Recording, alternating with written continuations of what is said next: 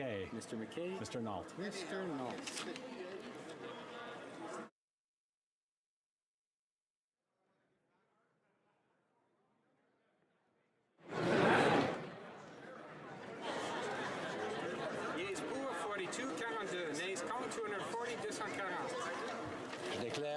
declare the motion defeated.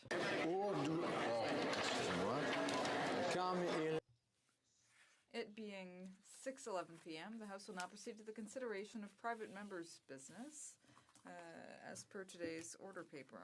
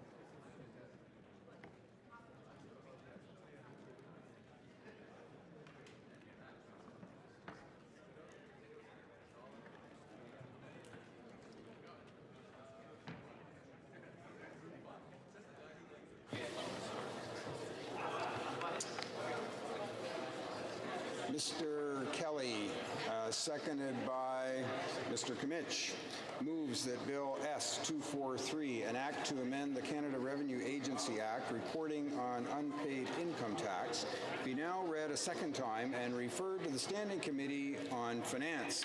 The honourable debate, the honourable member for Calgary Rocky Ridge.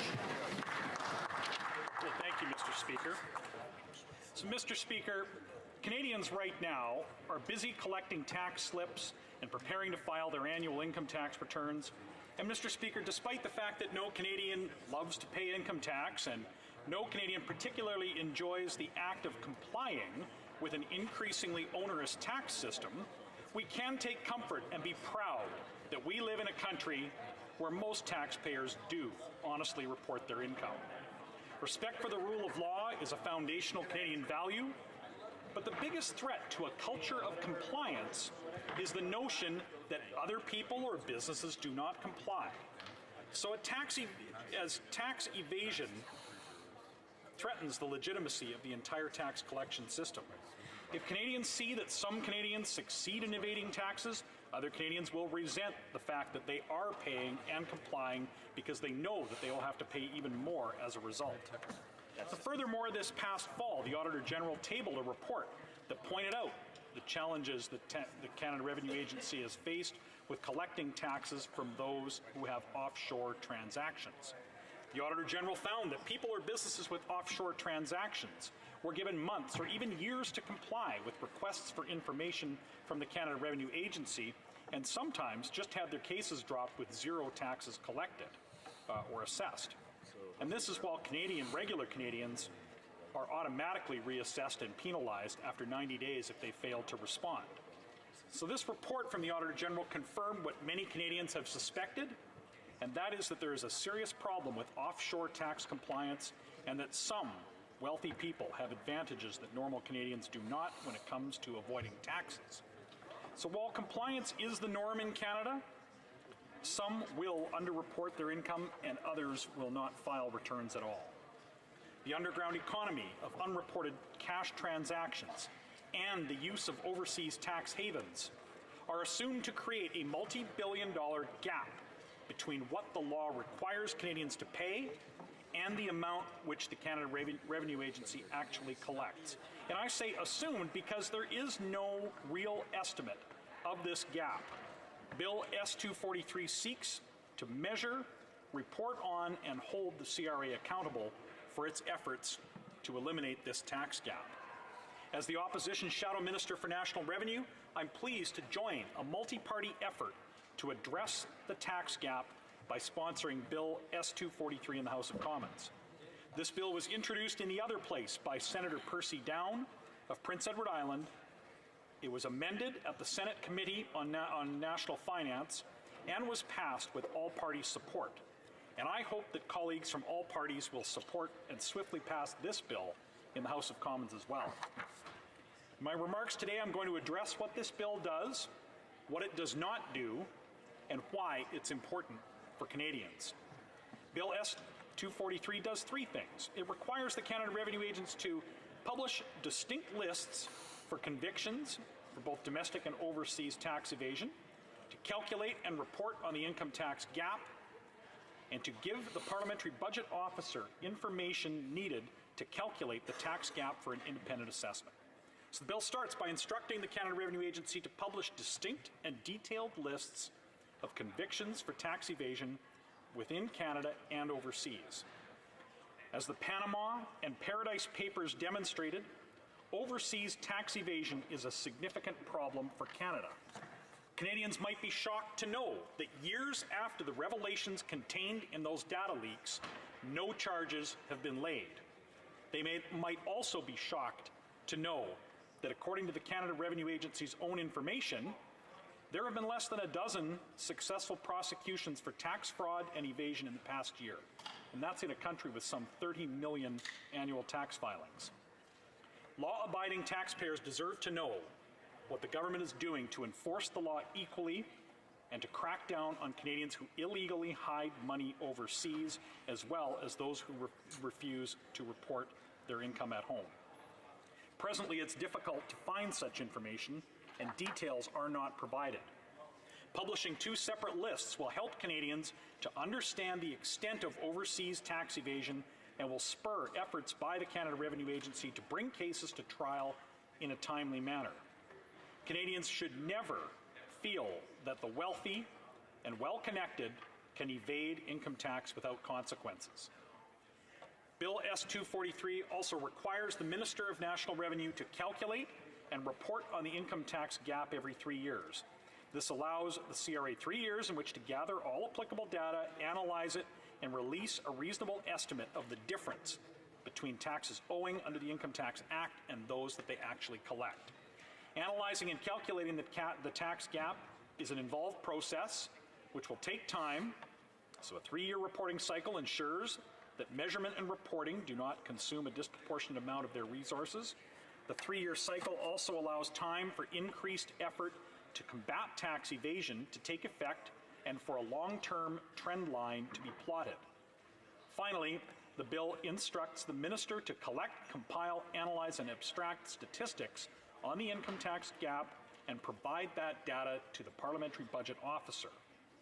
As such, he can verify the CRA's work and offer an independent opinion on the tax gap. Combined with CRA's reporting, this should allow a reasonably accurate estimate of the tax gap to be charted. Bill S-243 mandates that the minister consider certain factors in calculating the gap, such as the value of reassessments as a result of audits on individual, corporate, and trust returns, and the rate of incorrect returns which were not detected until being audited. But it does not limit consideration to only these factors. It explicitly states that the calculation of the tax gap is to be based on such factors, but with flexibility to consider other things as well. The bill does not address tax avoidance schemes that are legal under the Income Tax Act or instruct the CRA to calculate potential revenue from amendments to the Income Tax Act. This bill does not mandate particular tax compliance efforts or targeting of any classes of taxpayer for greater scrutiny. It only aims to gather the evidence on which to base tax collection decisions, and it leaves those decisions to the government of the day. The bill does not infringe on Canadians' privacy. Likewise, the material which the CRA must share with the Parliamentary Budget Officer is subject to privacy protections which prevent identification of individual taxpayers. This bill does not create new taxes. It does not modify existing taxes, nor does it change tax treatment.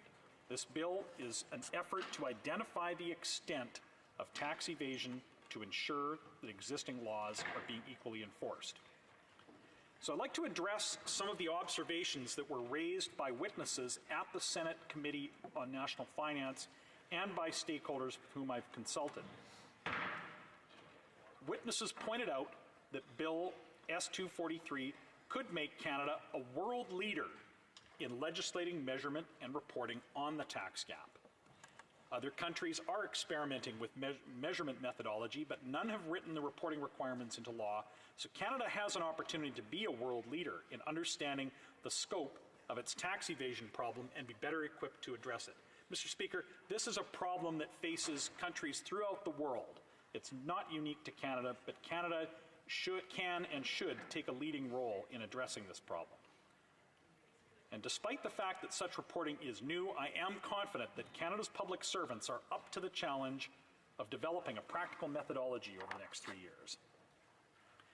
A further suggestion made at committee involved giving the Parliamentary Budget Officer access to anonymized underlying tax data instead of just the CRA's own analysis of tax data.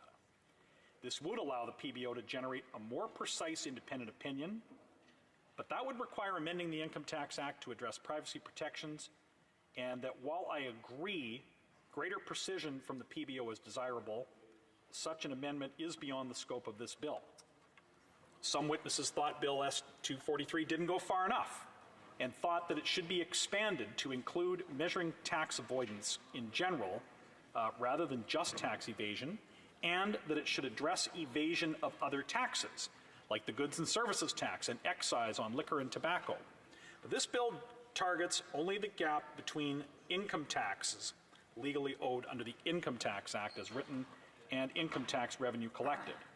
Measuring tax avoidance would be more complex than the measures contained in this bill and will have to be left to other legislation in the future. Witnesses also told the committee that participants in the underground economy often evade multiple taxes at once. A business that neither collects nor remits GST, for example, almost certainly fails to report the income that they receive.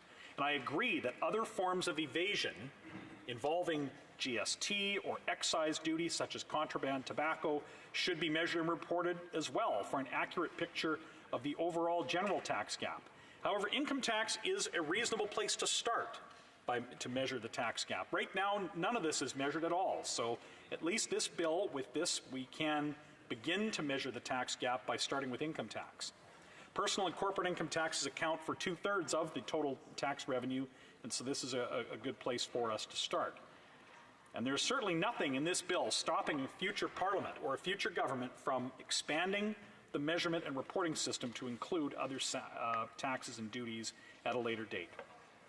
Some stakeholders raised concerns that moves to measure and report on the tax gap would spur efforts by the agency to target law-abiding taxpayers, in particularly small businesses, with sterner enforcement measures. And I understand this concern, and in general, I share it. But I think that it's misplaced in the case of this bill. The issue of overzealous tax collection measures is a separate issue. And it's one that this Parliament could have dealt with by establishing a legislated duty of care between the agency and taxpayers. But this House chose not to do so when motion M43 was voted on in September 2016. That this bill does seek to improve Canada's ability to measure how effective our revenue collection and law enforcement systems are. It seeks to promote better governance through better information. The issue of the CRA's treatment of law-abiding taxpayers is a separate, unrelated issue.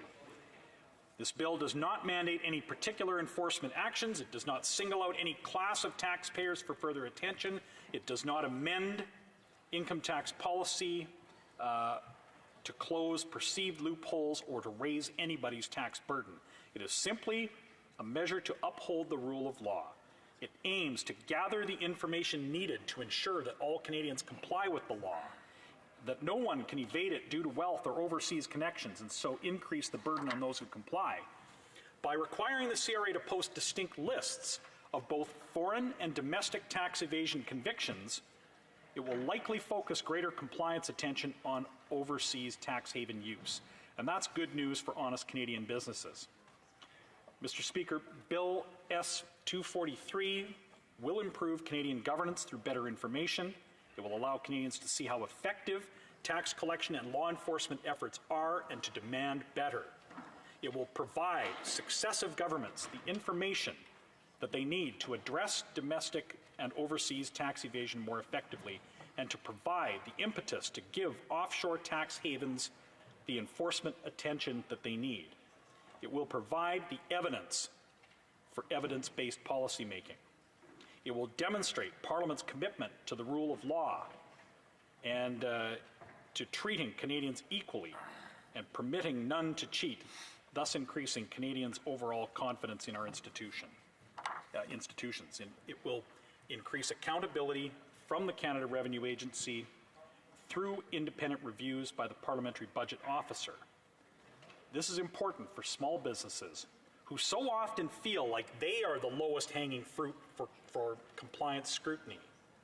They have watched, as the Auditor General has pointed out, how those with overseas transactions are sometimes given months or years to comply and maybe just even have the case thrown out, while a small business person with a only domestic business has only 90 days. So it's important for law-abiding taxpayers of more modest means to see that the wealthy and the well-connected using tax havens are brought to justice. And this is important for large companies and wealthy individuals to know that Canada upholds the rule of law. No one likes paying taxes, Mr. Speaker, but Canadians like cheaters even less. And this bill will show Canadians that parliamentarians of all parties take such cheating seriously. It will show them that Parliament takes steps to understand the scope of the problem and to better address it. So I encourage colleagues from all parties to support this bill, grant its swift passage through the House, and make sure that we maintain our culture of compliance and a culture where people believe in their institutions, have confidence in their institutions, and are willing to comply with the tax laws that currently exist. Thank you, Mr. Speaker. Questions et commentaires? Questions and comments? L'honorable député. The Honourable Member for Sherbrooke. Thank you very much, Mr. Speaker. I'd like to thank my colleague for his initiative and his speech when we start this bill, the Senate public bill, which has 3 very valid objectives, and I'm very happy that my Conservative colleague is joining this movement to ask for greater transparency at the CRA and also in the calculation of the tax cap and the transfer of information. Like my Conservative colleagues, I'd like to know more about what happened between when the Conservatives were in power and today, because the PBO fought for quite some time to obtain this data, and he finally managed to receive a positive response from the current government. But the PBO even threatened to go to court to get this data, particularly because the Conservative government under Stephen Harper absolutely did not want to provide this information to him. So can my colleague shed light on what happened between when the Stephen Harper was in power and what's going on today, and why you're in favor of this? Well, I am not going to comment on what happened in the previous Parliament. I was not a member of the previous Parliament, but I will say that there remains a reluctance at the agency, even now, to provide information. And I am pleased that things seem to be moving in the right direction. I hope that, to begin with, I hope that members of the government side will support this bill. I hope that information will get to the PBO and that the PBO will receive the information necessary to independently verify the accuracy or provide a separate opinion from the CRA. And we will see, first of all, if the bill is indeed supported by the government, the government and the governing party members. And I just hope that we continue to move in the right direction on this and to be able to measure accurately the tax gap so that Canadians can have confidence in our institutions and the fairness of their institutions. Questions and comments? The Honourable Parliamentary Secretary to the Government House Leader. So thank you, Mr. Speaker. And, you know, it is somewhat interesting. The member across the way didn't really want to comment on the former administration. But what we have seen with this government is a very aggressive approach in terms of looking at ways in which we can recover taxes. We've literally seen close to $1 billion. That's hundreds of millions of dollars over 2 consecutive budgets, Mr. Speaker, to try to recover millions and millions that have been people that have been avoiding and paying their taxes. Yet the Conservatives actually voted against that. So I find it somewhat interesting. Now they're saying they have this bill, which actually originates out of the Senate.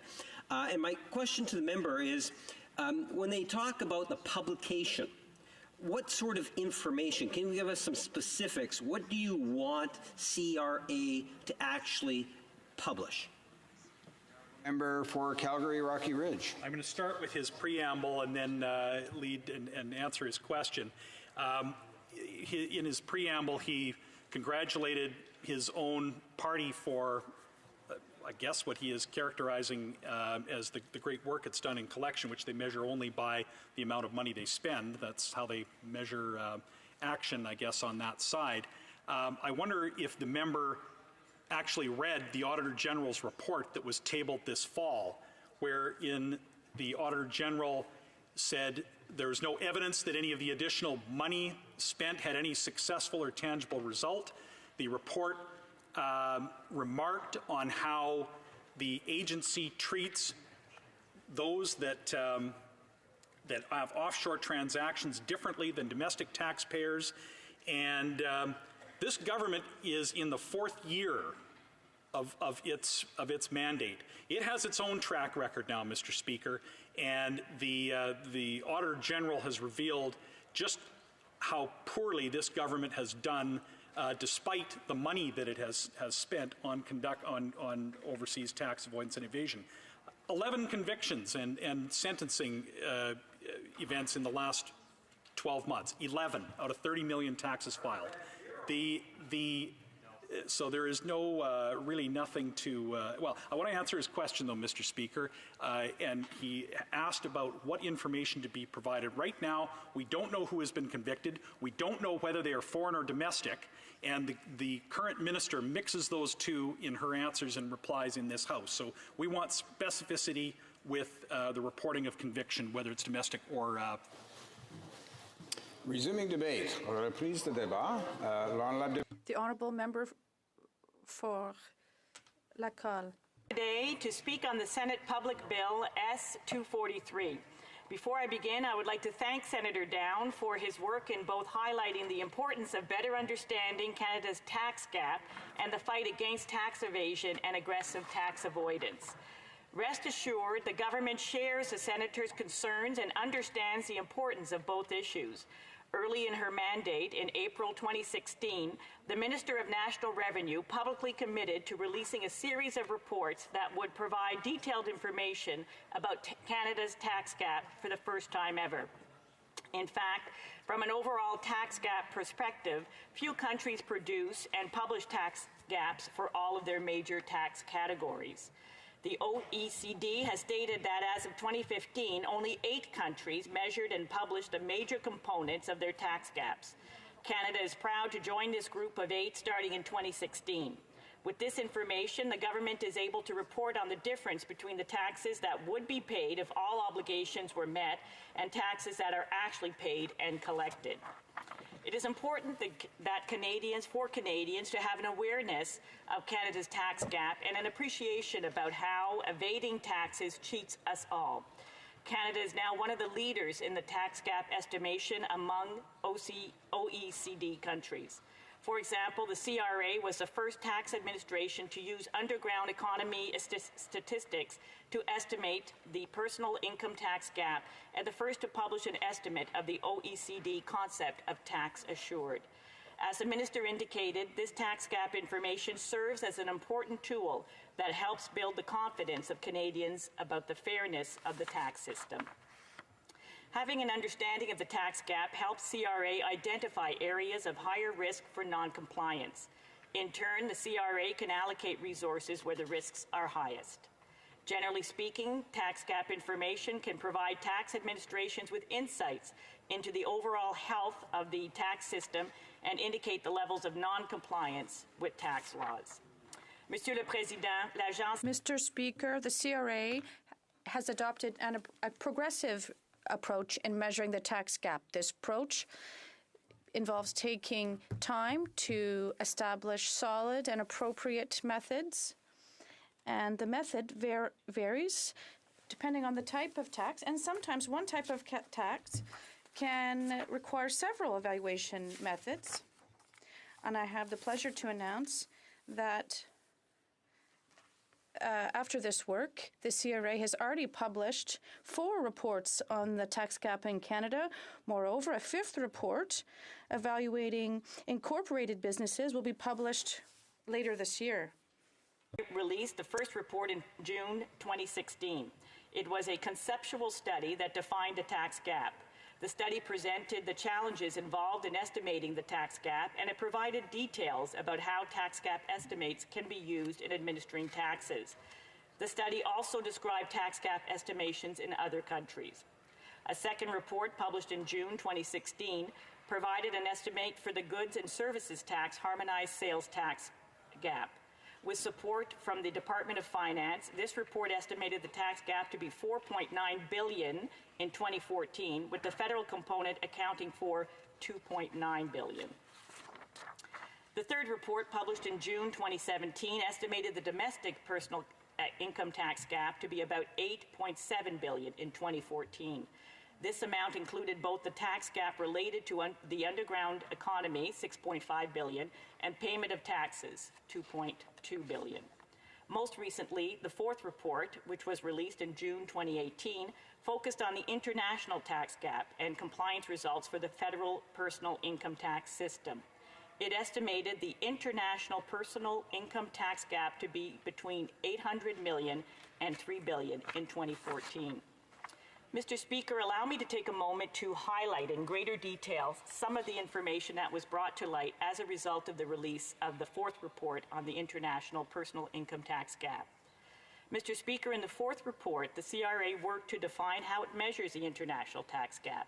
Essentially, the report sets out to help Canadians understand our international tax obligations. The report explains Canada's reporting obligations and voluntary compliance, as well as reports on audit activities related to international noncompliance. It also estimates the tax gap related to offshore investment income, in addition to describing the CRA's compliance tools, activities, and results. Monsieur le Président, pour aider les... Mr. Speaker, to help Canadians understand the international tax gap, it was particularly important to define the issue.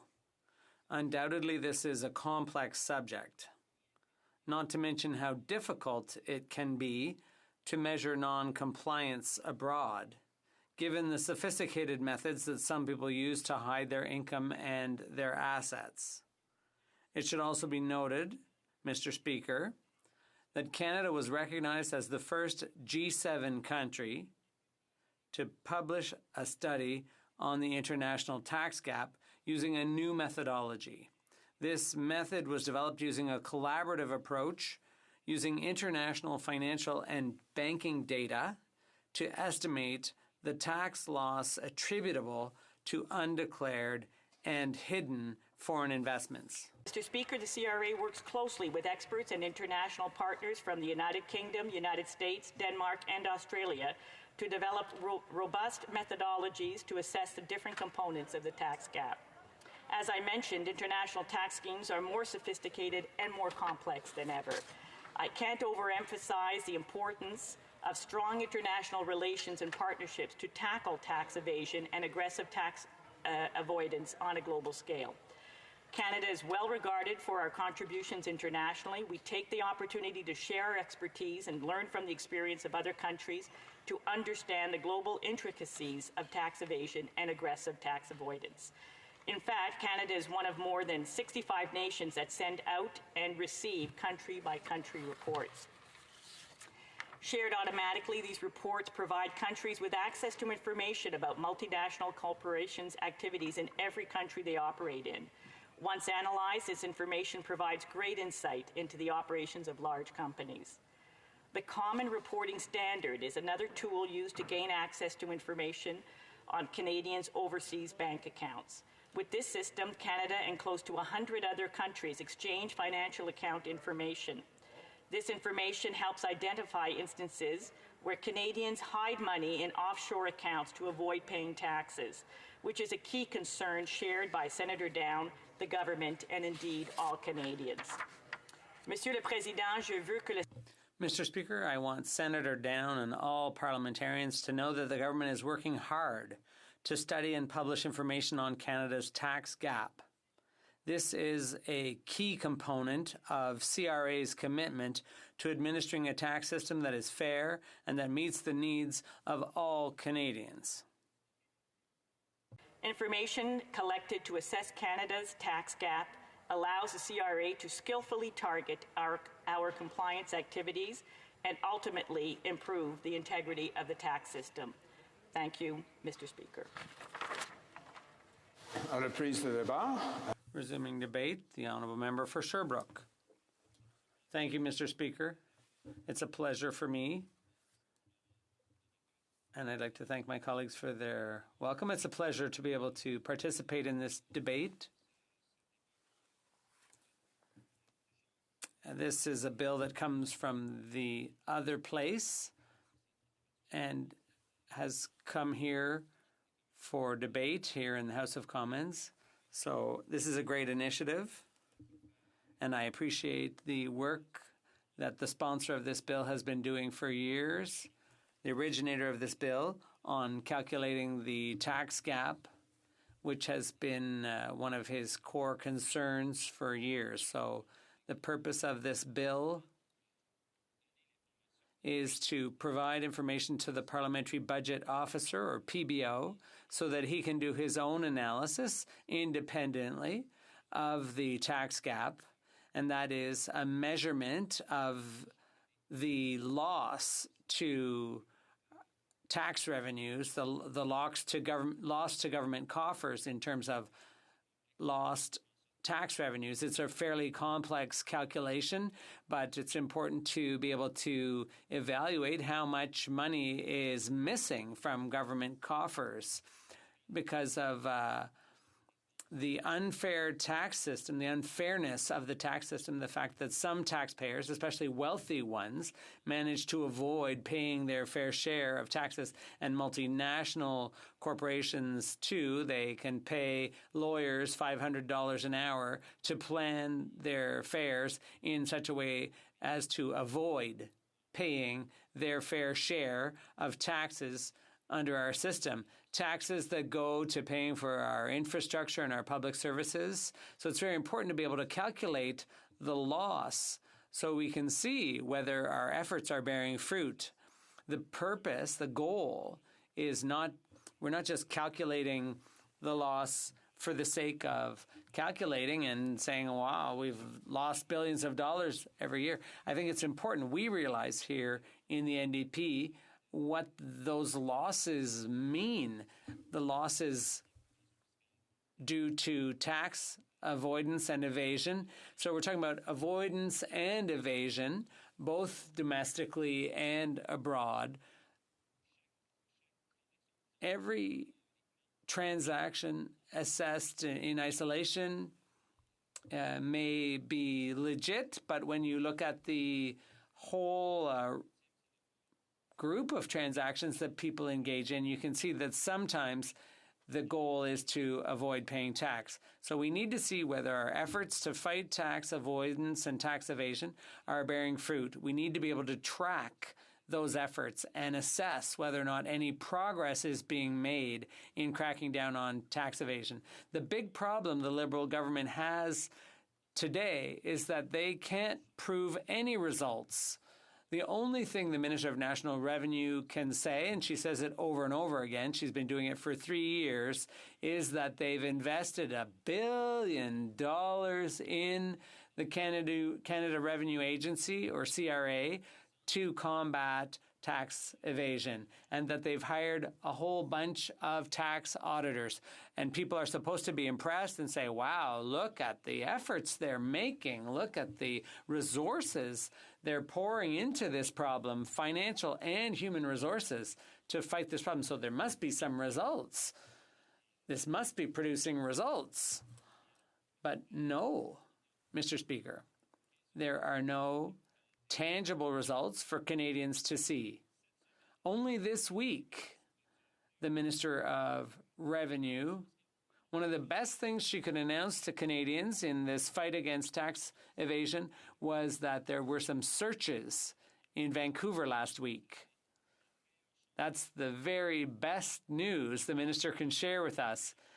After 3 huge scandals, 3 huge tax leaks, the Panama Papers, the Paradise Papers, and another leak, the only thing the minister could say was that she was so proud and so pleased as punch to be able to say that 3 premises had been searched. So we're far from any charges being laid, and even farther from a conviction, Mr. Speaker. And you know how lengthy court proceedings can be. So all they've done so far is a few searches. Those are the only results after 4 years that the government has been able to point to. It's taken 4 years, after 4 years in office, 4 years of efforts, after hiring 1,300 new tax auditors and investing $1 billion in CRA, there are still no results to show for it. And like the Minister of Revenue has repeatedly said, because when you ask her for what are the results, at one point she was talking about 78 convictions. The numbers sometimes went up a bit, went down a bit, but when you ask for further details about those convictions, you find out that those are all domestic convictions. They're all convictions for domestic tax evasion. And there's a huge distinction to be drawn between domestic and foreign tax evasion. And when we ask questions, we get the answer that there were convictions, but that's misleading to Canadians, Mr. Speaker. And the minister had to admit that. Officials had to admit it in committee when we asked, how many convictions have there been for international tax evasion? And they had to admit that the answer was 0. There have been no international convictions. That's the Liberal government's record, Mr. Speaker. No convictions for foreign tax evasion. So they can say they're moving heaven and earth to catch these tax cheats, but the trap door is wide open. People are still getting away with it because the tax system is still too flexible. There are too many loopholes. It's too easy for wealthy taxpayers to this day to hire tax lawyers and tax planners to avoid paying their fair share. They can get away with it with impunity because when they're caught, when investigators or CRA finds them, the legislation is so lax that nothing can be done about them. That's the problem. That's something else the government doesn't want to admit.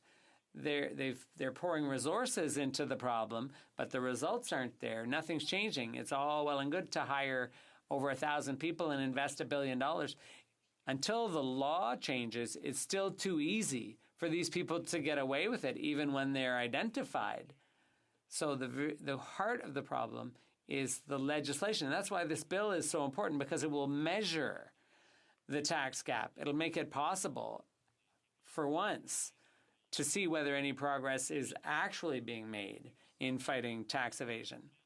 And also, this bill will make it possible to see clearly in a report tabled by the department where we're at in terms of domestic tax cheats and tax cheats operating abroad, these schemes that operate abroad, because that's the real problem. The minister doesn't distinguish between domestic tax avoidance and evasion and foreign. Maybe she doesn't know the difference, but there's a real lack of transparency on the part of the Liberals. This senator has tabled legislation and it's made its way through the system, through Parliament. And we on this side of the House, even the Conservatives, are awake to this fact now. Even if they fought against giving this information to the PBO, they've now woken up, and like us, they're asking what the results are. They want to see some results. They want to see some concrete steps taken to crack down on tax evasion. So it's a pleasure for me to support this initiative. I hope my colleagues will support it too, so that finally light can be shed on CRA, so that we can see what the results are over time, so we can track those results over time and see whether the efforts are working and make adjustments if necessary, if those efforts are proving unsatisfactory. So I hope the government will support an initiative like this one. They need to walk the talk. They talk about transparency and openness. Here's an opportunity to demonstrate that openness and transparency at CRA. So I hope that there will be broad support for this bill here in the House and that my colleagues will support it. Thank you for your attention, Mr. Speaker. Resuming debate, the honourable member for Calgary-Shepherd. Thank you, Mr. Speaker. So I'm glad to be joining this debate in this late evening on a Wednesday. Maybe from the outset, Mr. Speaker, I'm going to share a few observations about the debate so far on this Senate proposal, as well as just some observations on things that were said in the House. First of all, Mr. Speaker, I'm just going to mention this is a tax matter, and we'll all remember that it was motion 43, a duty of care motion, that was also put forward by the seconder in this House of the bill, the member for Calgary Rocky Ridge. At the time I spoke to it as well. The Canada Revenue Agency's customer service and the way they treat Canadians who are filing taxes with them continues to be deplorable, in my opinion. And I thank the member for Calgary Rocky Ridge for having again, sponsored in this House, another move towards getting a fairer treatment for Canadians. And I think this is part of the understanding the tax gap between what is expected to be collected and what is actually being collected is a very important matter. Second of all, I'll mention that I see that it was Senator Percy Down from Prince Edward Island who was the mover of this proposal in that other place. And let it not be said that Conservatives, when they find an honest Liberal, that will work with them, that we will support their ideas. And in fact, it's a Conservative member of Parliament who is bringing forward this Senate proposal onto the floor of this House for swift, I expect, and I hope, swift passage at this level. I'll also mention it's interesting that it's a Senate Liberal, also someone who was kicked out of their caucus that is pushing for greater tax fairness, more tax knowledge for fellow Canadians. Perhaps it's something to do with people who speak the truth and are interested in the truth being kicked out of that caucus. S243 is about reporting on unpaid income taxes. The bill is quite short, Mr. Speaker, but it provides, I think, an opportunity, one, to define the tax gap. And I note that at least on one other opportunity, members we're asking, what are we asking to the CRA to do? And I think it's just we're asking them to disclose more information about taxes that remain unpaid. So every single year there's a discrepancy between what the government expects to collect and is able to collect and taxes that remain outstanding. And that discrepancy between the two accumulates over time. And I know many Canadians who are still interested in knowing more about Why is it accumulating? Who are these people who are not paying these taxes? Now, I especially like the definition of the tax gap being proposed in Section 88.1.1 here, which is an amendment, again, to the Canada Revenue Agency Act, because it's a simple amendment. It's very clear what type of information will be provided to the Parliamentary Budget Office. I have been a big believer in legislating more rules on civil servants, on the bureaucracy, on how they do their work, and how they report their work both to Parliament and to the public. We spend far too much time in this House legislating what Canadians can do on an everyday basis, and whether it's their hobbies, whether it's air travel, just in general, we create a lot of rules for business, for corporations, and just for everyday people to have to live up to. There's an expectation they need to know what the rules are. We spend too little time legislating on what the civil service does and the type of work that they do on behalf of Canadians. So there's a Yiddish proverb that goes, prayers go up and blessings come down. And it's been a prayer of mine, a hope of mine, that we would see more such private members' bills, and more government bills, in fact, that would look after legislating on what the civil service does and how they do their work, both in the collection of information and then the disclosure of information. So we see in this particular proposal that the minister shall provide the parliamentary budget officer the data on the tax gap collected and compiled under subsection 2, and any additional data that the parliamentary budget officer considers relevant to conducting a further analysis of the tax gap. And that's been an issue in the past for the PBO, where Finance Canada and other departments have been unwilling to disclose information to the PBO. I'm going to laud the work that they do, because oftentimes I will send emails to them, sometimes late at night, asking specific questions about budget line items. And we saw with the member for Edmonton West, when he added up different sections of the budget tables, they did not, in fact, add up. But it's thanks to the PBO that parliamentarians such as ourselves are able to do that work, to able to, if we have a question, if we want to double check whether our math is correct, to double check whether we understand a concept being advocated for, pushed forward by the government, we can check with the PBO whether, in fact, that is true or isn't. They can then double check with the department officials that they have connections with. So when department officials refuse to disclose informations that are being requested from the PBO, I think it's a great matter of concern to parliamentarians, because we rely on the PBO in a lot of ways to provide us technical information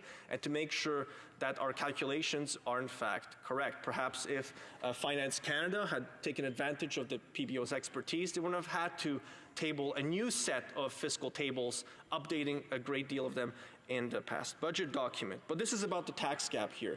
This will provide Canadians with the ability to understand what it is over time. There's been great interest, and both the member for Sherbrooke, who spoke before, mentioned this, that there is at least 3 times there have been major scandals. There's been great interest from just everyday Canadians, members of the public, different transparency and anti-corruption organizations have mentioned that such information will be of value to the public to have. Now, there's already a lot of information that the government makes public. This particular one, though, is something that I have not seen made available on an easy-to-understand basis. And I think the way it's being laid out in that definition of the tax gap, section 88.1, subsection 1, offers that opportunity again for Canadians both to understand what's being calculated and how it's being calculated. And from there on, it'll be up to parliamentarians to decide what you do with that information. More information coming from the civil service is always a good thing.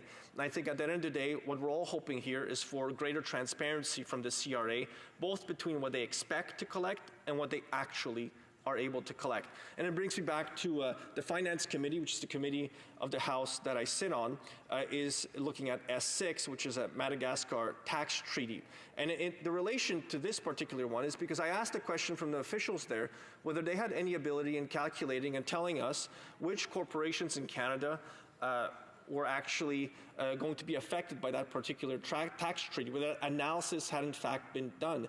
And it wasn't clear to me from the answers at the time whether it was done. And there would have been, prior to this S6 proposal, a tax gap that would have existed, I think in my mind would have existed, between potential tax planning by certain corporations and certain individuals who do business in Madagascar, and then what will happen after XS6's ratification.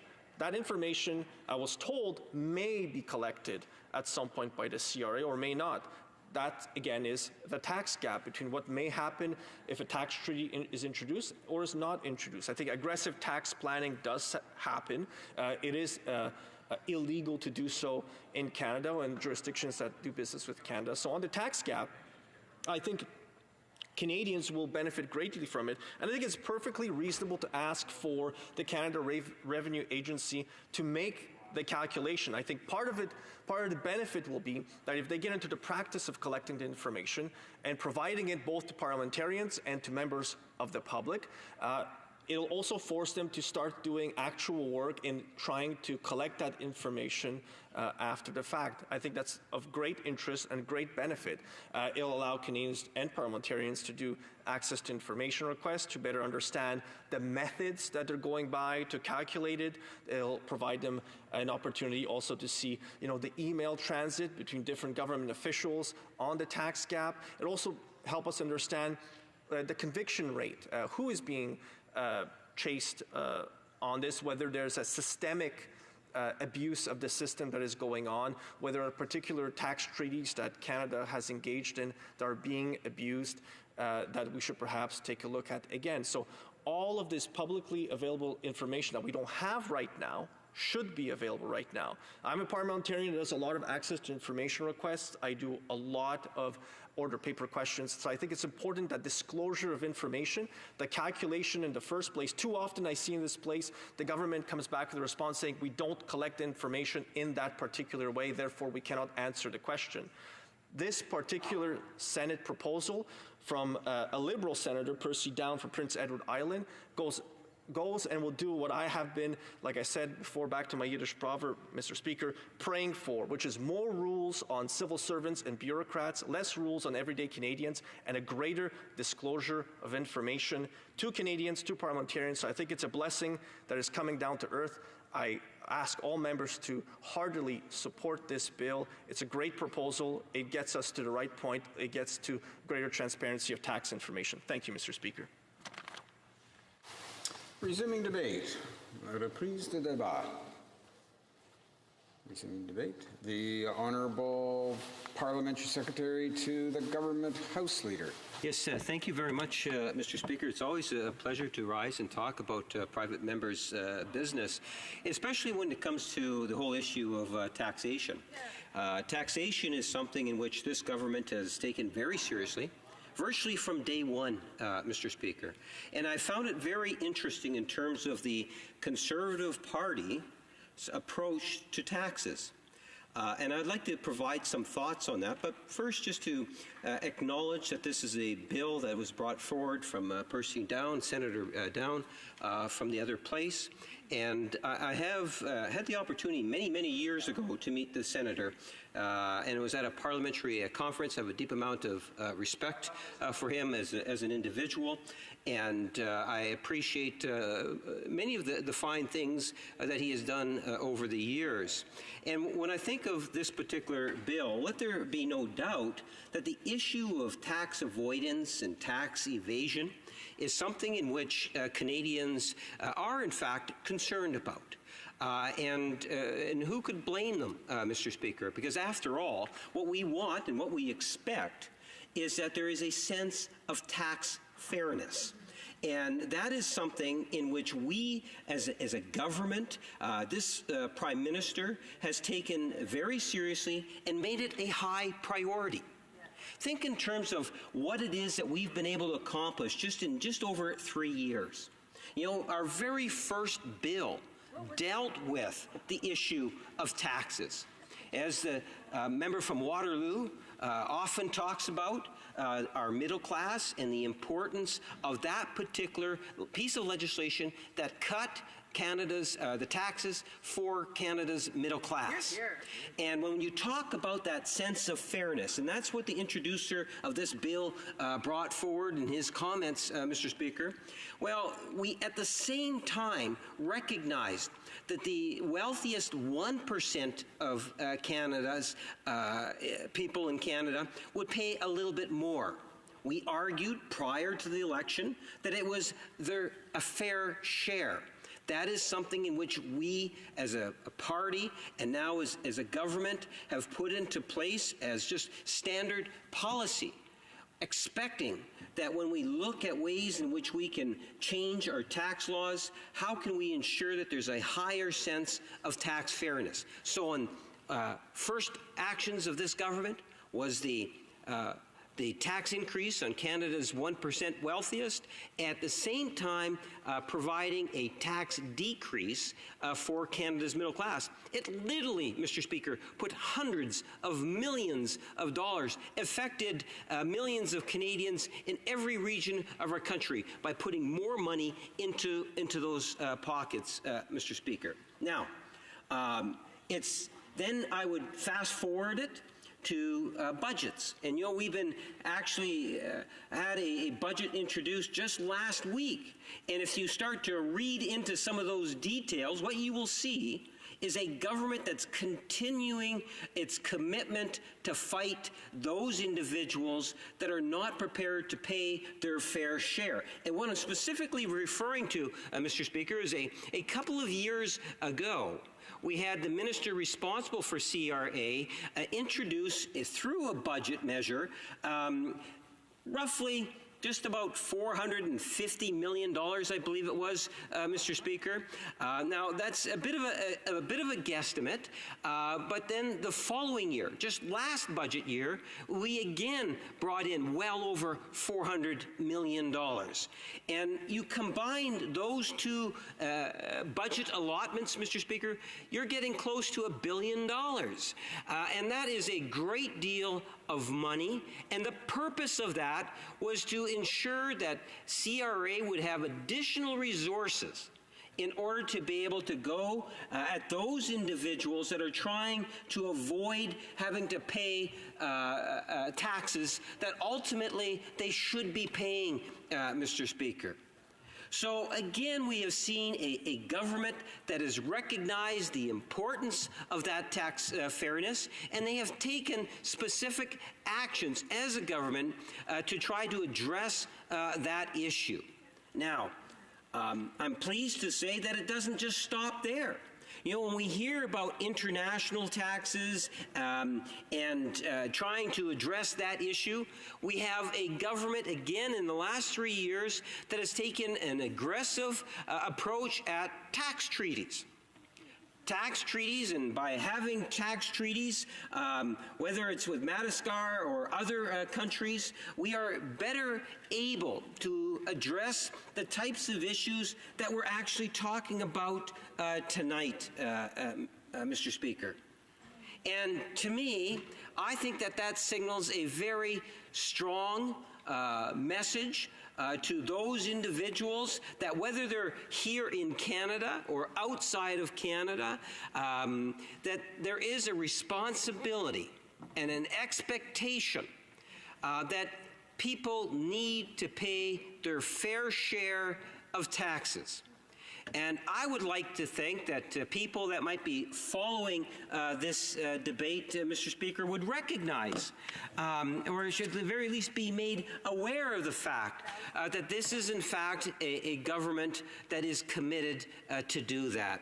So when we talk about Bill 243, Mr. Speaker, and I had the opportunity to ask a question of the member, I had made reference both to what I just finished talking about, because many of the issues that I've just put out on the table, Mr. Speaker, the Conservative Party itself voted against them. And that is somewhat interesting. So on the one hand, they're bringing forward legislation to try to say that Canadians need to pay their fair share. Yet when it came time to actually vote on initiatives that were affecting Canadians today, what did they do? They voted no, Mr. Speaker. And I think that speaks volumes. Now, when we talk about the specific piece of legislation today, I would like, and it wasn't me that posed the question, it was one of my colleagues from the New Democratic Party that posed the question. And the question was related to, well, Stephen Harper was Prime Minister for 10 years. And why didn't he bring in the type of legislation that the member in the Conservative Party has brought through today through the Senate, Mr. Speaker? And ultimately, the member indicated, well, it's not necessarily me. That was in a previous administration, Mr. Speaker. And, I think it's important to take a look at the Conservative Party's record. And you will see, Mr. Speaker, that they have been consistent. They have been consistent in not dealing with the whole issue of tax fairness. And that has been when I sat in opposition and I saw many of the initiatives that were coming from the Stephen Harper regime, that I did not get any sense that they were looking at ways in which they could ensure that there was more tax equity that was being applied in government policy. Nor did I ever see, Mr. Speaker, a government back then that was prepared to go after those that are trying to avoid paying their fair share. And when I posed the question, the Conservatives stood up and they said, well, we haven't had very many prosecutions. Well, Mr. Speaker, we've had more prosecutions than the Conservatives, and we've only in the last couple of years invested the resources that are necessary, and I would suggest to you that by doing that, we're getting more and more people paying their fair share, Mr. Speaker, which can actually be a good thing, because if you can, even in certain situations, avoid a prosecution, where you get an agreement, Mr. Speaker, where monies are in fact being paid and a fair sense of those taxation, well, that is ultimately a good thing. Now, having said all of that, Mr. Speaker, I think that there is some merit for the legislation. And I look forward to hearing more debate on this very important issue. And I say it's very important because I believe, Mr. Speaker, one of the things that the Prime Minister often talks about is that he wants members of Parliament to listen to what their constituents are saying in their ridings, back home in their communities, and bring those ideas and those thoughts back to the chamber and to the respective caucuses, Mr. Speaker. And I can tell you that when I look at, my time's already expired, Mr. Speaker, that this is an important issue to Canadians, and therefore it is an important issue for this government, Mr. Speaker. And maybe I'll get another opportunity at a later time to be able to talk on this very important issue of tax evasion. Thank you. The time provided for the consideration of private members' business has now expired, and the order is dropped to the bottom of the order of precedence on the order paper. Orders of the day, ordre du jour. Orders of the day, concurrence in committee reports, resuming consideration on motion number 28 under concurrence in committee reports, motion to concur in the 14th report of the Standing Committee on Justice and Human Rights, consideration of Kathleen Roussel for appointment as Director of Public Prosecutions, and on the amendment of Mr. Chalman. When the House last took up the question, the Honourable Parliamentary Secretary to the Government House Leader was just about to start his 10-minute period for questions and comments. So we'll start there. Questions and comments. This is again directed at the Parliamentary Secretary to the Government House Leader. Questions and comments. Okay. Resuming debate. The Honourable Member for Calgary-Shepherd. Thank you, Mr. Speaker. I'm so glad I was able to catch your eye this late in the evening to rise and speak on this concurrence report. Now, what I wanted to do, perhaps in my initial comments, is just mention, like I also co-seconded the amendment, and I know that members here are probably tired from this later evening sitting now, but so I won't add too much to the debate, because I know a lot has been said on our side already about the wisdom of returning this to committee in order to confirm the independence, autonomy of the Director of Public Prosecutions, as well as her appointment to that position of Kathleen Roussel, who made the right decision and was confirmed at the time by her Attorney General in the case of the criminal prosecution of SNC-Lavalin. And so I wanted just to say that.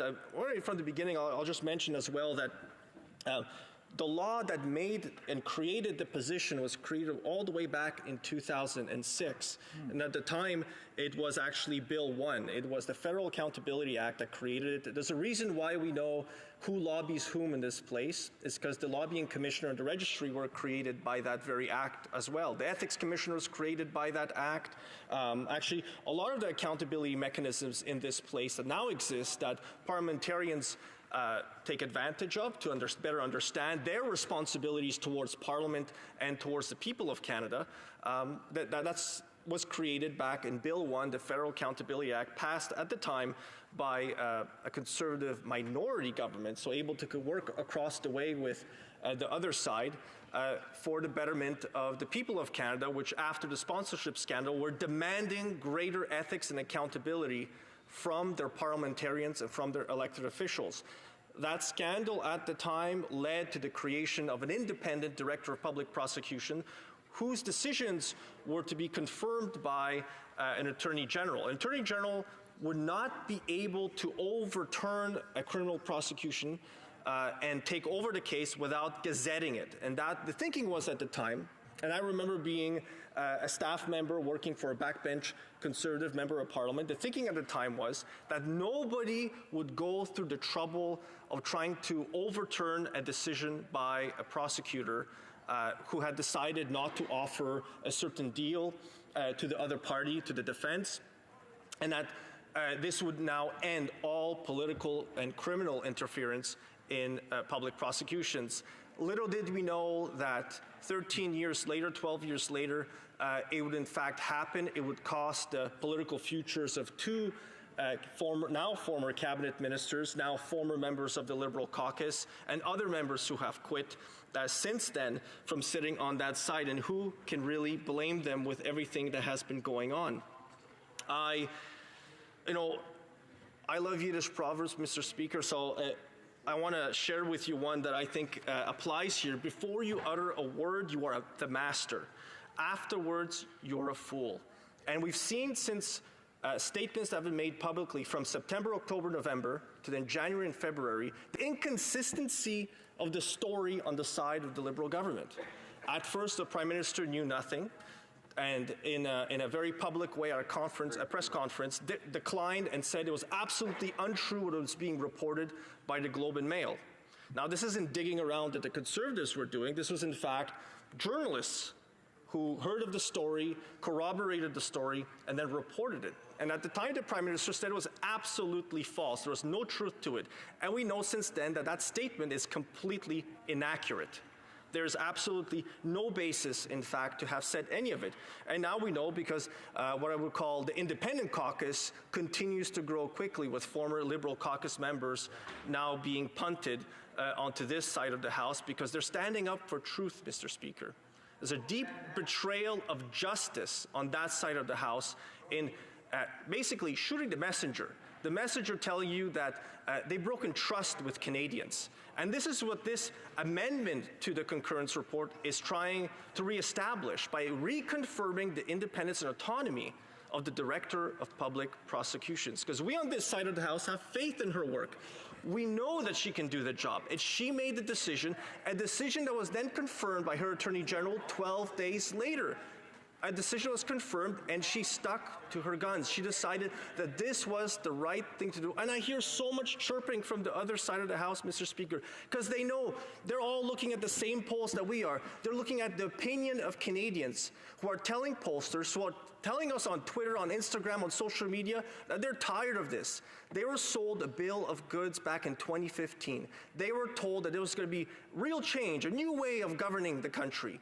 And in fact, it's completely untrue. And it's gone back to the good old days of 2002, 2003, the sponsorship scandal of the 1990s that led to one of the deepest crises in our democracy at the time, that led to the Federal Accountability Act, Mr. Speaker, being passed in this place, requiring greater accountability and ethics from our parliamentarians, something sorely lacking on that side of the House.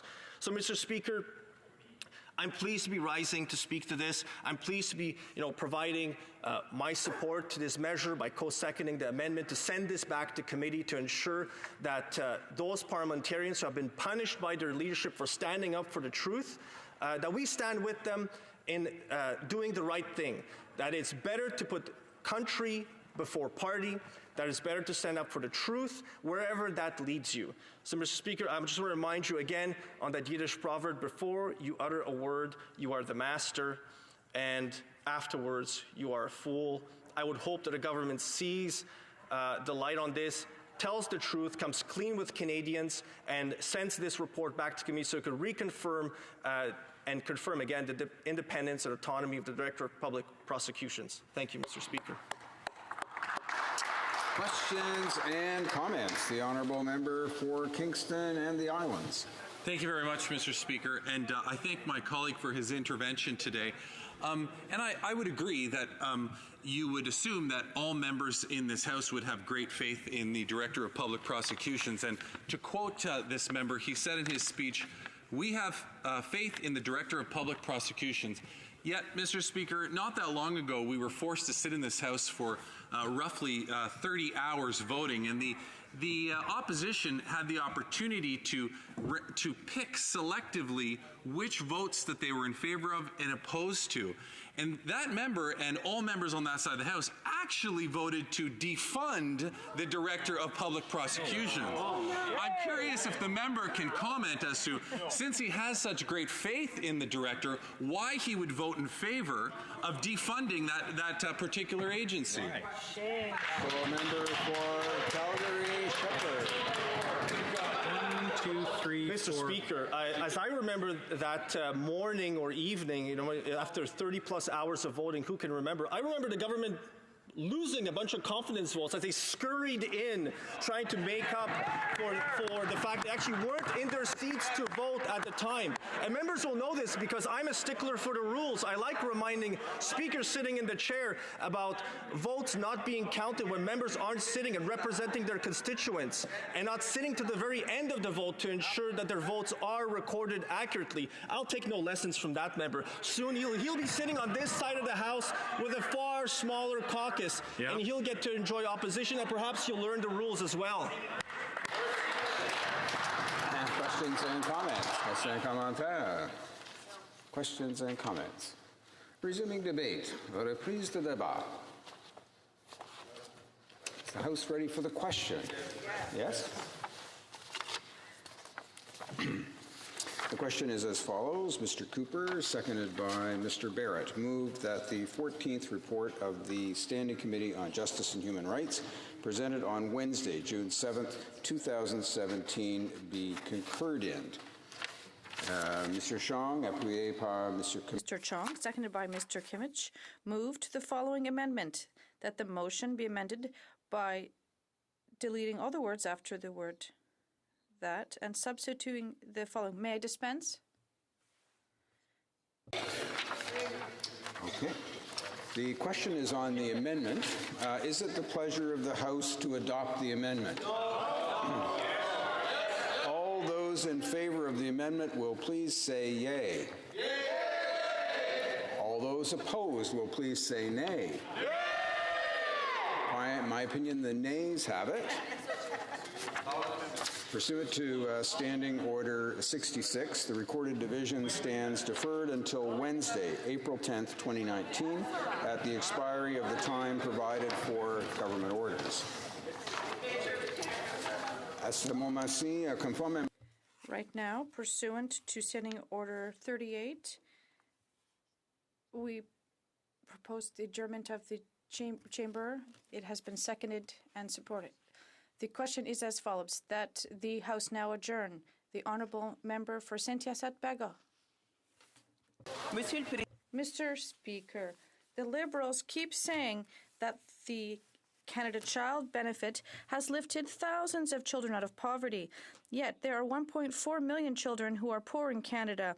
And when 1.4 million children are poor, there are also poor families. These are people who are trying to join the middle class, but who cannot, because all too often they're stuck paying for expensive childcare. We would have thought that the Liberal poverty reduction strategy would have included funding for a countrywide childcare system. Oh no, families across Canada are being affected. I'm thinking of Mascoutin and Valois families, like others, that are paying nearly $40 per day per child for private daycare.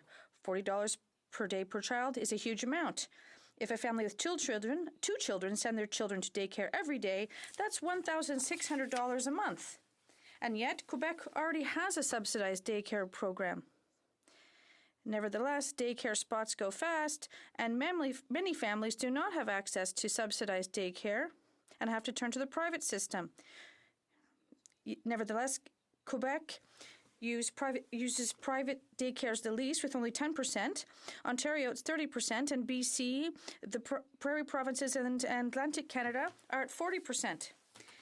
With the exception of Quebec, on average, parents from these provinces use private daycare more than subsidized daycare. The subsidized daycare system is a real contributing factor to poverty in Quebec, but even more so in the rest of Canada. It is time to work with the provinces. I would like to thank the Minister of Families for attending on Monday the panel organized by the Femmes Politique Démocratie group and L'Actualité. At this event, the members of Parliament present were asked a question about childcare and gender equality when it comes to employment. Because, to be clear, women are the ones who are more often the victims of government inaction in this area. Whether they're single mothers or in a relationship, it's time to see to it that families, and especially women, have a choice to go back to work, not to make sacrifices. Access to affordable childcare is a problem for women, but also for all minorities. Indigenous people, immigrants, people living in the regions, and more precarious classes are more affected by this issue. It should be the role of government, in partnership with the provinces, to help these groups, which form the majority of the population. $40 per day per child in a country where 46% of its citizens are only $200 away from bankruptcy every month is unsustainable. The NDP is therefore proposing to be an ally of Quebec. Even though this is provincial jurisdiction, Quebec, if it chooses, can create more daycare spots to help Quebec families. The NDP has always been and will always be a Quebec partner. Together, we're going to extend daycare service coverage and the day of daily rates, and we're going to directly take action on the Quebec government's priorities. We ask the government to give young people the tools and parents the choice. We'll help women to re-enter the workforce by creating better jobs and a better quality of life for Canadians. In Quebec, daycares will remain affordable. More women and minorities will be able to re-enter the workforce, which will have a very positive effect on our economy, on income of families, and on the financial autonomy of women in particular. So my question is simple. When will the Liberals honor their province from several decades ago and establish an affordable daycare system across the country? Thank you very much, Mr. Speaker. The Honourable Parliamentary Secretary for the Minister of Family, Children and Social Development. Thank you, Mr. Speaker. Member from Bastide-Hyacinthe Bagat for her contribution. She raises the most important issues in this country on a regular basis, and I think the House of Commons is better for discussing those issues, because those are the issues that are confronting Canadians day to day that actually matter, and is exactly where our government is focused. I've heard her speak on this issue since I was first elected in a by-election in 2014, and as I hear her speak, I think I've heard the same speech when Stephen Harper was the Prime Minister, because in fact when Stephen Harper was the Prime Minister, most of the issues she's talking about were never, ever addressed. In fact, the daycare accord that was defeated by both the NDP and the Conservative government in the House, and then later in the election, was never picked up and developed and really evolved with Stephen Harper. Housing dollars were cut on a year after year basis by the former government. And in terms of the child benefit, a position the NDP supported, it was taxed, and that put in particular single moms in very precarious positions, especially as they tried to move from poverty to self-sufficiency through the middle class by getting good, strong jobs. Our government's record on children, I think, stands in stark contrast to the previous government, and I think the investments we've made stand in stark contrast, in fact, to the NDP platform from the previous election. When they talk about daycare, their daycare platform required the provincial governments to fund virtually all of their daycare plan, and as a result, it would probably not have even caught the attention of many of the provincial ministries, because many of the provinces in this country steadfastly oppose national standards being imposed upon them if federal dollars aren't at the table investing. How do we know that? Because we signed a $7.5 billion 10-year agreement with the provinces and territories, and extra agreements for Indigenous-led and Indigenous-designed and Indigenous-delivered daycare programs for the first time ever in the history of the country. That $7.5 billion wasn't in this year's budget, although the dollars are being spent this year, because it was in budget 2 years ago, and those dollars are now being invested right across the country. We also substantially increased the Canada Child Benefit and made it tax-free and index the child benefit. And as a result of that, close to 800,000 Canadians have been lifted out of poverty, largely as a result of that measure. Almost half of them are children. And in the city I represent, female-led households have seen poverty reduction by 52% in the last 4 years, directly as a result of the work of this government.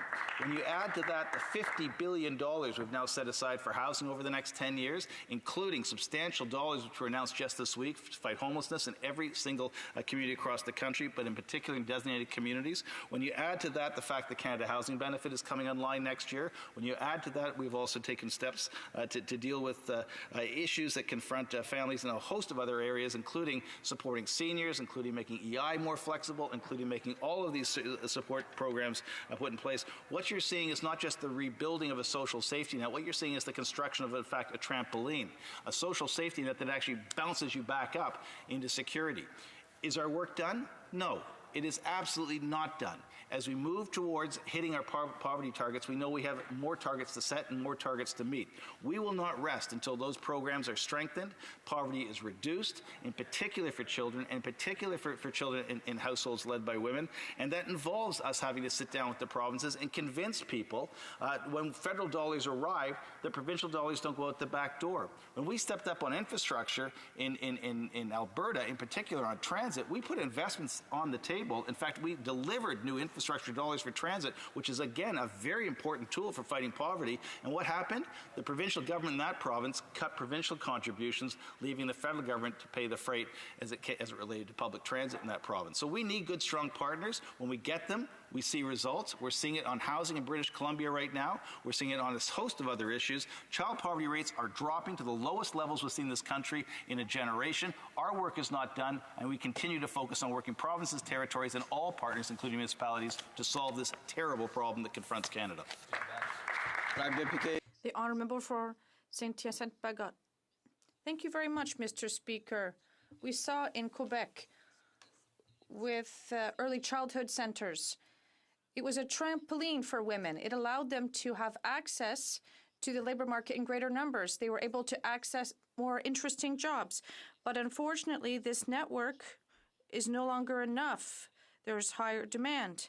So we need childcare for young babies, and women have to sign up on waiting lists before they get pregnant.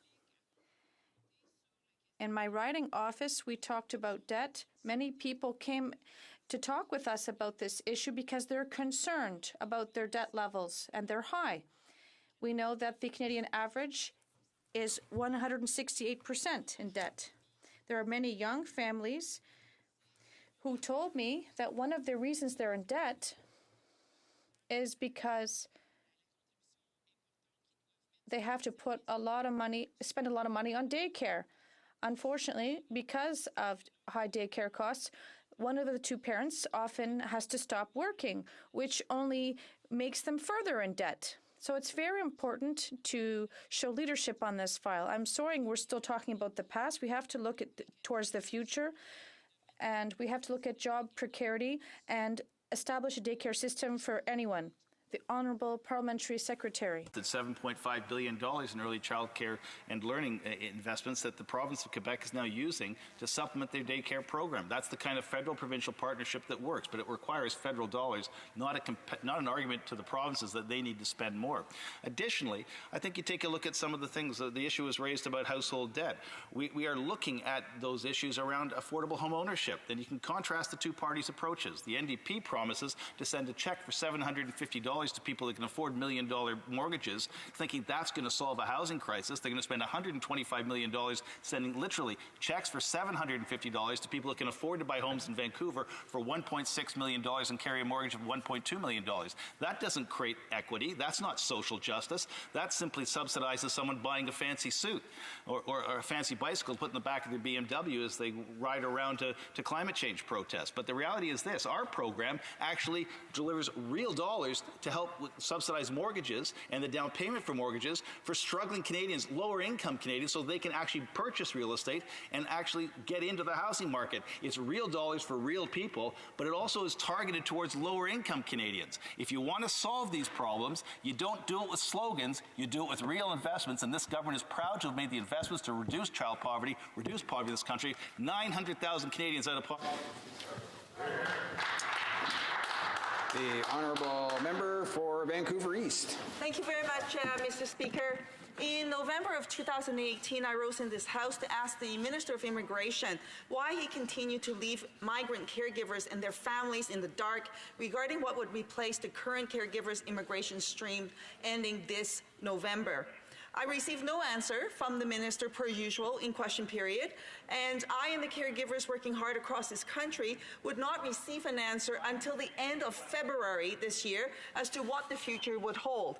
I had the privilege of speaking to many of the caregivers, the migrant workers' rights groups, the community advocates, and the policy experts that took part in the government's so-called consultations on the new program. And their message to the government is clear: landed status now. And the Migrant Workers Alliance for Change report, which I raised in the House back in November, echo the same message. They call on the government to treat caregivers with the respect and dignity that they deserve. That means permanent residence status on arrival.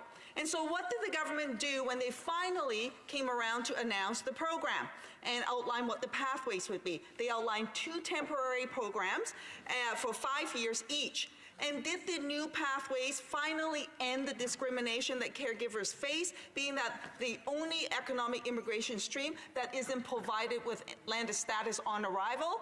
No, they did not provide that to these individuals. On March the 18th, IRCC officials came before the Standing Committee for Citizenship and Immigration, and I asked them questions about the new pilot program so that we can learn some of the details of what that program would like. And wouldn't you know it, Mr. Speaker, the officials could not answer those questions. In fact, they said they don't have the details yet. In fact, the government has yet to announce them, and they don't even know what that program would really look like, other than some broad strokes. For example, the government say that people would be pre-vetted before they come to Canada. And so then after the caregivers have completed their 2 years work requirement, then their family would be able to stay here. So then on that question, I like to know whether or not, for example, the families would have to go through another round of medicals, for example, or would the pre-vetting process include a medical, and after that's completed and passed, that they would not have to go through yet another medical process? Well, the officials could not answer that question. I asked, for example, and caregivers are wondering, by the way, Mr. Speaker, so when you say that the caregiver families can come and then the adults would be provided with a work permit, would that work permit last for 2 years, or would they have to continually renew it as they do now, Mr. Speaker? Well, we don't know what the answer is to that. For the younger children who come, who might be going to schools, or the students who might be going to post-secondary education, would they have to pay for an international fee, for example? Well, we don't know the answers to that. Take, for example, on the issue around eligibility for medical MSP. Mr. Speaker, would they be covered for that service here? And then, of course, we don't know the answer to that. So, Mr. Speaker, how is it possible for the minister to have waited all this time to come forward with an announcement and not be able to provide the actual answers to which the caregivers need to know so then they can proceed accordingly? And more to the point, why don't the government do what is right? That seems to be such a hard thing for this government, and that is to ensure that the caregivers are provided landed status on arrival. Treat them with respect and dignity. That's what they're calling for. The Honourable Parliamentary Secretary to the Minister of Immigration, Refugees and Citizenship. Merci beaucoup, Monsieur le Président. Thank you very much, Mr. Speaker. It's an honor for me to rise to address the question of my honourable colleague. On November 21st of 2018, she didn't get a response from the Minister of Immigration, Refugees and Citizenship. In fact, she got a response from the Prime Minister of Canada, who stood in this House and spoke about this government's strong record on enhancing Canada's immigration programming, our humanitarian streams, our refugee streams, and our economic streams. And this government knows well the importance of caregivers to the economic growth of Canada. This government knows that caregivers have been coming to Canada for decades. They help care for the elderly. They help provide special care for those with special needs and in need of special assistance. And they help raise children and support families who are themselves working hard each and every day to help Canada's economy grow. In 2017, Mr. Speaker, our government committed to address the backlog that was left to us by the former Harper Conservative government, a backlog of over 9,000 applications in the Live-In Caregiver program. And, Mr. Speaker, we've done great work to get rid of that backlog, with over 94% of those applications having been processed. There are now 500 that are still waiting in the queue, and Mr. Speaker, under the leadership of this Prime Minister and this Minister of Immigration, Refugees and Citizenship, caregivers can rest assured that we won't stop until that entire backlog is removed. Now, the Department of Immigration, Refugees and Citizenship has been maintaining a 12-month processing time for new permanent resident applications from caregivers who were grandfathered into the old Live-In Caregiver program, and it's achieved a 6-month processing time application to the Caring for Children and Caring for People with High Medical Needs pilot programs. And Mr. Speaker, in February, our minister, the Minister of Immigration, Refugees and Citizenship, addressed the issue of caregivers who were not grandfathered into the Live-In Caregivers program and who were not going to meet the eligibility criteria of the 2 pilot programs when he launched a replacement to the Live-In Caregiver program. What he announced was an interim pathways for caregivers. That opened on March 4th, and the window will remain open until June 4th. This program, Mr. Speaker, offers many caregivers in vulnerable situations an immediate pathway to permanent residency because of reduced education and work experience criteria compared to the current pilot programs. As well, given that the Caring for Children and Caring for People with High Medical Needs pilots will expire later this year, our government will launch a new, 2 new, in fact, 5-year pilot programs for caregivers, one dedicated to home child care providers and another for home support workers. Now, similar to what was available under the old Live-In Caregiver program, these 2 pilots will provide a more defined transition from temporary to permanent status in Canada. In fact, caregivers will be assessed to ensure that they meet permanent residence criteria before they get a work permit, and come to Canada. Mr. Speaker, this means that the only eligibility criteria that in-home caregivers will have to meet when they get to Canada will be the 2-year work experience requirement. Mr. Speaker, I would say that these actions demonstrate how our government is committed to caregivers. We are promising them a defined and assured pathway to permanent residency, and it also demonstrates our commitment to the individuals and families in this country who for decades have relied on caregivers coming from afar to help support them and their families so that they can be out in the workforce or be back re-educating themselves so they can contribute to the economic growth of this country. We, Mr. Speaker, as a government, have set out an ambitious 3-year levels plan to ensure that we responsibly grow immigration levels across this country. We're doing that in a responsible way with the adequate supports to make sure that we can take advantage of the economic opportunity that is there. Thank you. The Honourable Member for Vancouver East. Thank you very much, Mr. Speaker. You know what, Mr. Speaker? Not only did the Minister not answer my question, neither did the Prime Minister, Mr. Speaker. If you actually go back and look at Hansard, it's very clear. They went to talk about something else. They pat their backs to say how great they're doing. And what they have forgotten is the hardships that the caregivers have to endure. I have met caregivers who's been here separated from their families for more than a decade. And yet this government cannot bring forward a program that will ensure that they're reunited right at the get-go and give them the respect that they deserve, and that is to provide them with landed status on arrival. Mr. Speaker, the Parliamentary Secretary also didn't answer my questions, the questions that I just put on the record just now, on the litany of questions around the working permit, on the issue around international student fees, on the question around additional medical requirements, and so on. I'd like to have some straightforward answers for the caregivers. Would the Parliamentary Secretary please answer those questions? Honourable Parliamentary Secretary to the Minister of Immigration.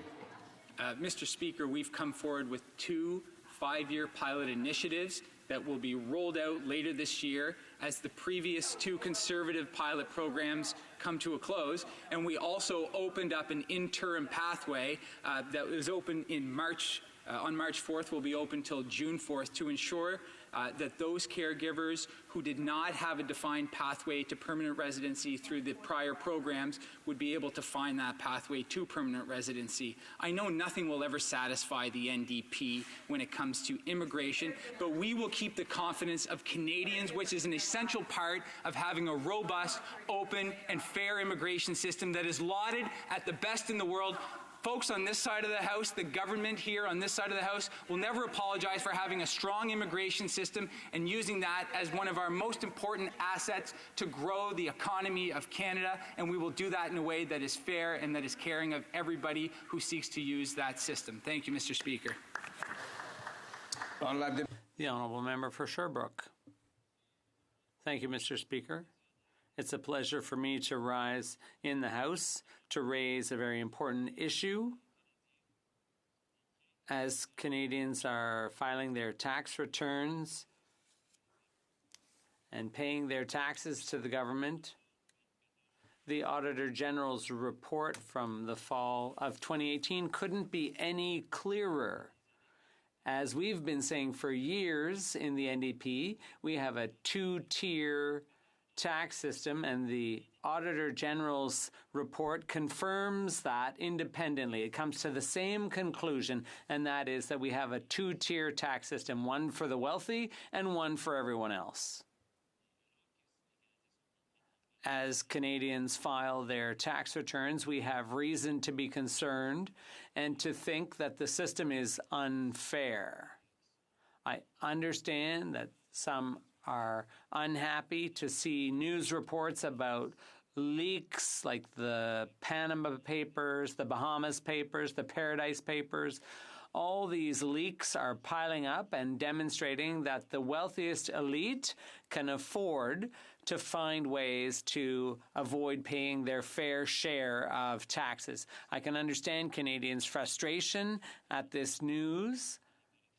They're frustrated that tax havens continue to operate with impunity, and the Auditor General has confirmed that we have a 2-tier tax system. Those who have the means to afford a trust or a numbered company or to have placed money in tax havens offshore, the wealthy find ways to avoid paying their fair share, and that's frustrating to Canadians. It's deeply frustrating to see that some taxpayers can hide their money from the taxman, and when they are discovered, they're given more time by the CRA to respond. They're given more latitude, more leeway in answering questions about their scheming, whereas when the ordinary taxpayer forgets to mention something, if they owe $1, $10, or $100 if it's a good faith mistake, CRA cracks down harder, more swiftly and severely on those ordinary taxpayers, goes after these smaller amounts from people who can't afford tax planners and tax lawyers to find ways of dodging CRA. Canadians are frustrated to see that when it's a big, wealthy taxpayer with fortunes offshore, when CRA asks them for more information, they're given countless extensions, the deadlines are pushed back, and sometimes they're even granted amnesties. With KPMG, that might ring a bell for some.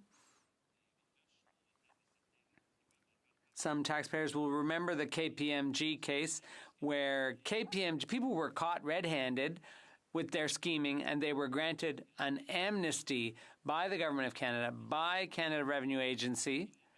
They were caught red-handed, and they were let go. Whereas small-time taxpayers, they don't get that generous offer. And the Auditor General's report confirms that.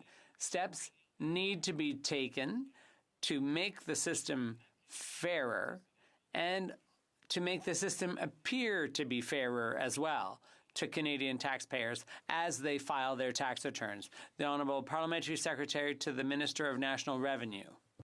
Mr. Speaker, it's a privilege to have this opportunity to rise in the House, respond to this question, and get the facts on the record. I can assure my colleague that administering a fair and equitable tax system which meets the needs of Canadians is central to the work of the CRA and a top priority for our government. Mr. Speaker, the CRA welcomes the Auditor General's review of its tax compliance work. Its compliance programs affect millions of taxpayers and involve billions of dollars each year. The Auditor General's report provides important information that helps to highlight what's working well in the management of the CRA's compliance activities, as well as to identify the areas that require more attention. Mr. Speaker, the CRA agrees with the recommendations in the report and has developed action plans to address them. In fact, the CRA had already started to address some of these recommendations as a result of our own internal improvement processes and procedures. And we're committed to acting in all areas identified by the Auditor General within 18 months, at no additional cost to the government and without requiring any legislative changes.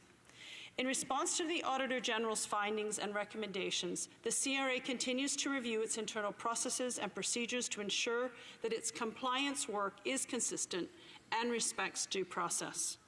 Our government knows that there is more work to be done to combat tax evasion and aggressive tax avoidance. These issues are complex and shift constantly as new schemes and structures are introduced by those looking to avoid their tax obligations. That's exactly why, through the last 4 budgets, our government invested over $1 billion in the CRA to give it the tools that it needs to crack down on tax cheats. In addition, the CRA will review its methodologies and approaches to ensure that its tax compliance reporting is more comprehensive and is easier for Canadians to understand. Thanks to recent and unprecedented funding investments, the compliance functions of the CRA have been strengthened and are helping us to find more of those not paying their fair share. Mr. Speaker, the results of these increased efforts are tangible.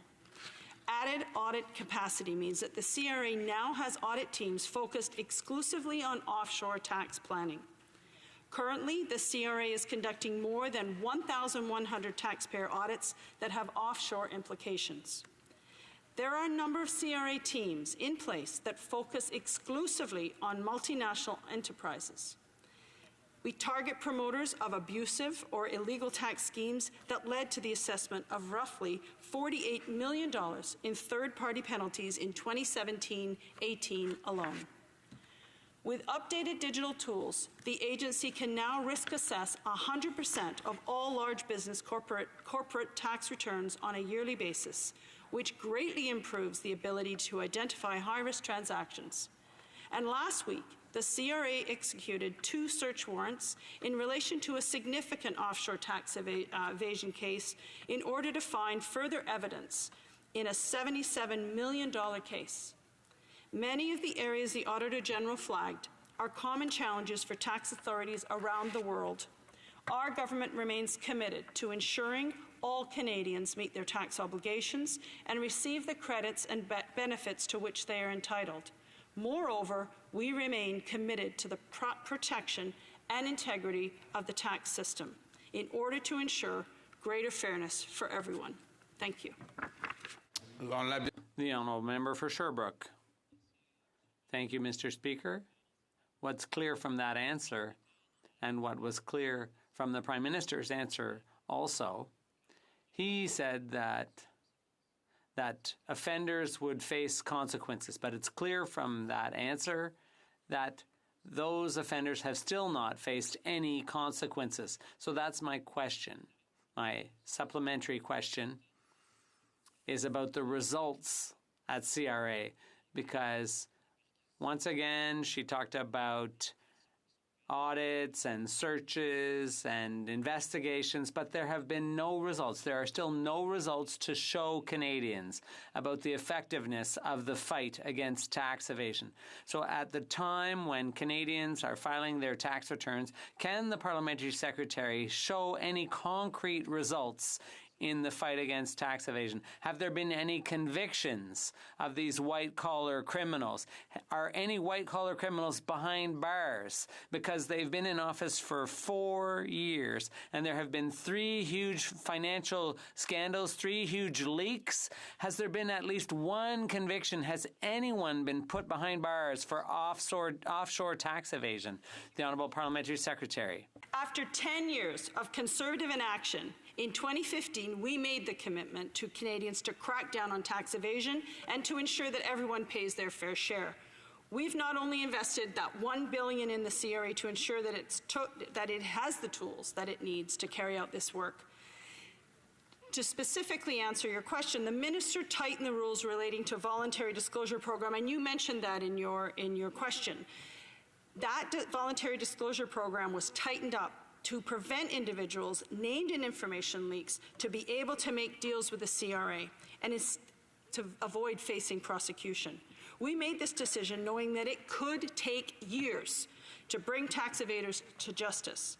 We chose thorough investigations and the sometimes long justice process over quick dollar figures. That was a choice that our government made, and I'm pleased with the progress that the CRA is making on this important issue. Canadians want justice, and that's what we will deliver.